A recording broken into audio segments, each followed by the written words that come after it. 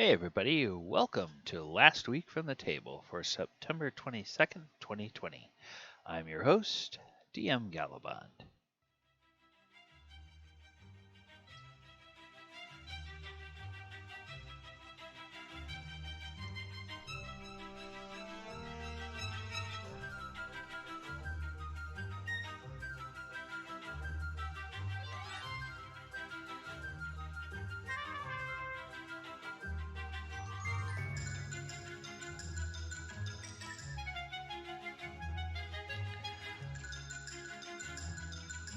Alright everyone. Last Week from the Table, this is uh, where we go and we take a look at what happened in the D&D sessions that I run each week. I run a campaign on Thursday nights, and I run a campaign on Sunday afternoons. And in the near future, I'm going to be relaunching a campaign on Saturday night. I'm not going to talk about it just yet until I see when it's actually going to start. But I am actively recruiting for that. So go to Roll20 and look for the Lost Mine of Original D&D. This is what I'm doing with that is I'm reimagining the Lost Mine of Foundelver with all the rules of original D&D. So it ought to be kind of a fun little short campaign for people to play. Okay, Sword Coast Chronicles. That is happening Thursday nights at 8 p.m. Eastern Time right here on this Twitch channel. And on the Sword Coast Chronicles this last time, the party were still in Elturel, still at the Black Antlers, dealing with Ontharr Froome. They had finished up their day of games and everything, and they were kind of going and doing shopping in Elturel. Everybody's kind of wanted to get some magic items, and literally it took like the entire session for them, you know, RPing with each other and RPing with different shopkeepers to go around and do their shopping. Right at the very end, we had a little bit of time, like maybe 45 minutes, where we could sit down and kind of get a briefing on the next phase of the adventure. And what they learned is they learned that the cultists were very likely taking the stolen booty up to Baldur's Gate, which was going to take them something like 25 days to do. And so they're sitting in Elturel, which is like 4 or 5 days upriver from Baldur's Gate. So they could just simply get in a boat and go down to Baldur's Gate. And they're still like 15 days ahead of when the caravan is going to arrive in Baldur's Gate.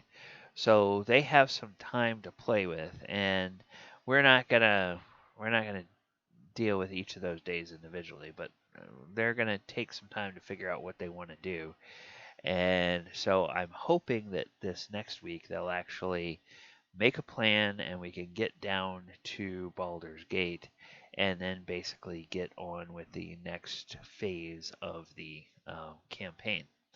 So, but that was a nice time. They kind of needed that time to sort of stock up on uh, expendable resources that they had used in earlier in the adventure, and to buy some of the newer magic items that they wanted to get for themselves. And on Sundays at 2 p.m., we play our Walker of Waterdeep campaign. This is the Planeswalking campaign. This session was pretty fun for me as the DM, especially because I got to mess with a couple of my players. Um, there are some players who have, going all the way back to character creation, they had a very strong idea of what they wanted when they got to Ravnica, and they were able to get sort of settled into their guild and find their contacts. And so with two of them, I was able to kind of help them do that this time. And with one of them, he had this definite idea of how that was going to play out. And the way he kind of wanted it to play out, it's like, no, no, no, no. You're way too expecting that the world is going to treat you the way that you want to be treated. Nah, that's not the way it works. Especially not with the guild that he wanted to join. So I had a little bit of fun with him, and it just completely threw him off of what he was expecting, and he was having to, uh, you know, ice skate on oil to try to keep up with what was going on. And it was fun for me. I think ultimately it was fun for the player, but in the middle of it, he was very much trying to figure out what to do, and he was just simply reacting. He wasn't driving the scene the way he thought he was going to drive it. He was just kind of back on his heels, reacting the whole time, which was good. That's good for him because he kind of tends to get kind of tends to get a little bit too focused on what he wants to do, and he always um, doesn't always back off and let things happen and react to them. He wants to try to always have a plan about how something is going to go and kind of always know. I want him to be more free flowing and more just sort of in the moment and not worry so much about trying to set up what's going to happen, but just sort of go with whatever the game gives him. And so I had a nice chance to do that. And with the other player, he kind of thought that he was going to have to do this ritual to unlock something, and it turns out that he had to wind up doing a skills challenge to get it unlocked. Now, he got some very, very lucky rolls. I didn't make the DC terribly tough because of his character's aptitude with what he was doing, but I made it challenging enough that I thought he might have a few fumbled rolls along the way. But nope, he just, like a champ, was able to open that puzzle box. But the priceless thing is he thought he knew what he was going to find when he opened it, and it was something completely unexpected to what he was expecting. Um, and he still doesn't even know what it is that he found. He'll probably be it'll probably be interacting with uh, interacting with some of the other PCs before he actually figures out what it is that he's discovered. Okay, so that is the Walker of Waterdeep.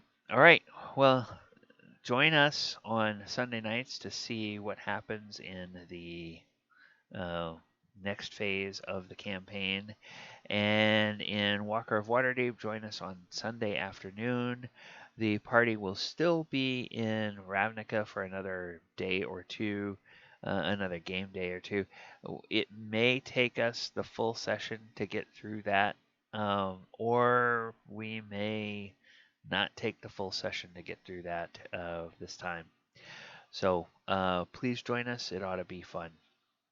All right. That's it for me. Just want to say, try to remember to always make your games a lot of fun so that you will always have tales that you can share from your table as well. Good night, everybody.